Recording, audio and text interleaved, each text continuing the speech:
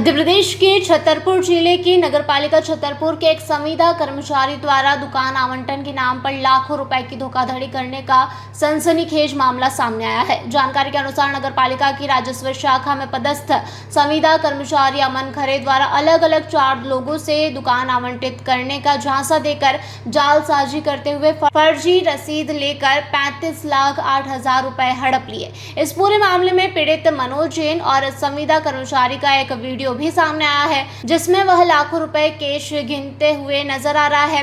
मजे की बात तो यह है कि जो राशि कर्मचारी के द्वारा दुकान विक्रय के नाम पर लोगों से ली गई, उसके बदले में उन्हें नगरपालिका की रसीद और दुकान स्वीकृति का आदेश भी थमा दिया गया, जिसमें नगरपालिका के सीएमओ और बाबू के हस्ताक्षर भी पाए गए हैं। लेकिन जब दुकान खरीदने वालों को संविदा कर्मचारी अमन खरे द्वारा लगातार कुछ दिनों से गुमराह किया जा रहा था, तब उन्होंने इसकी जानकारी नगरपालिका सीएमओ को दी, जिस पर उन्हें पता चला कि नगरपालिका द्वारा उन्हें कोई दुकानें आवंटित नहीं की गई है और यह रसीद और दुकान आवंटन का आदेश फर्जी है। फिलहाल इस पूरे मामले में पीड़ित लोगों ने कोतवाली थाना और नगरपालिका सीएमओ माधुरी शर्मा को शिकायत पत्र सौंपकर कार्यवाही की मांग की है। आइए आपको बताते हैं कि क्या कुछ कहा पीड़ित पक्ष और नगरपालिका सीएमओ ने पूरे मामले को लेकर। देखिए।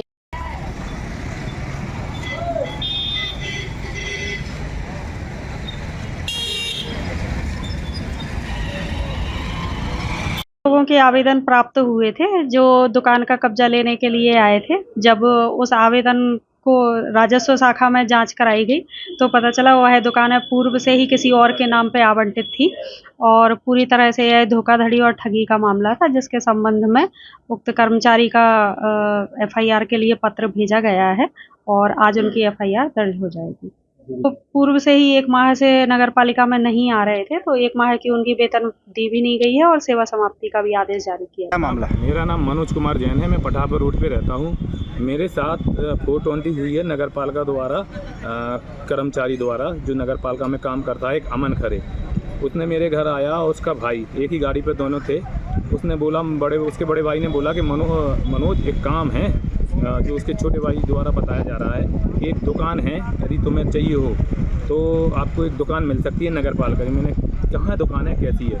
उसने आके हमें दुकान दिखा दी कि ये डाक खाने पे दुकान है, आपको चाहिए तो मिल सकती है। मैंने पूछा कैसे मिलेगी, किस माध्यम से? बोले आपको 16.5 लाख रुपये लगेंगे। मैंने कहा भाई ठीक है भैया, मैं एग्री हूँ, दे दूँगा। तो उसने बताया कि 3.5 लाख रुपये आपको अभी लगेंगे और 3.5 लाख रुपये आपको 8-9 दिन बाद लगेंगे और आपको मिल जाएगी।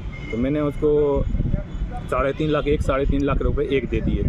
इसके बाद बोला कि आपको जनवरी फर्स्ट वीक में आपका काम हो जाएगा 10 तारीख तक। मैंने बोला भाई मैं रोका रहा, मैं जनवरी को उसको फ़ोन लगा कि भैया पैसे, तो बोला अभी ऑफलाइन हो, वो आईडी हैक हो गई है, ऑफलाइन चल रहा है काम, जैसे ही हो जाएगा आईडी हैक से बाहर आ जाएगी तो आपका काम हो जाएगा।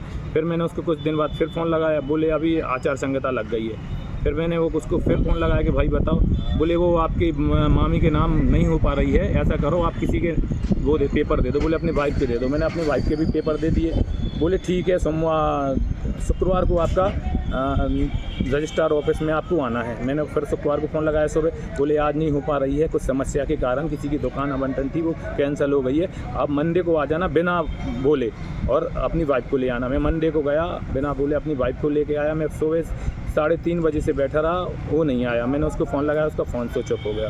धोखाधड़ी का कैसे पता चला कि हमारे साथ धोखाधड़ी? सीएमओ ऑफिस यहाँ गया हूँ नगर पालिका, मैंने बताया मैम को, तो बोले ऐसी आवंटन कोई नहीं है, ना मेरे पास ऐसी जगह निकली है। जब मेरे को पता चला कि मेरे साथ धोखाधड़ी हो गई है, इसके बारे में मैंने एक ज्ञापन नगर पालिका मैडम को दिया और एक ज्ञापन मैंने थाने में दिया, कोतवाली में दिया। अब क्या चाहते हैं आप? अब चाहते हैं कि हमारा पैसा वापस मिले या मेरे को दुकान दी जाए नगर पालिका द्वारा। अभी क्या कार्रवाई की गई कोतवाली पुलिस द्वारा? अभी कोतवाली पुलिस से उसके नाम पे 420 की एफआईआर कर दी गई है, पर उसके भाई के नाम नहीं की हुई है, ना वहाँ पे जो बाबूजी हैं, बड़े बाबूजी कहलाते नगर पालिका, उनके नाम पे भी नहीं की गई है, क्योंकि नगर पालिका के बड़े बाबू ने मेरे पूरे पेपर चेक किए थे, ये सही है कि गलत है, उसके द्वारा करवाए गए थे। छतरपुर से भरत यादव की रिपोर्ट।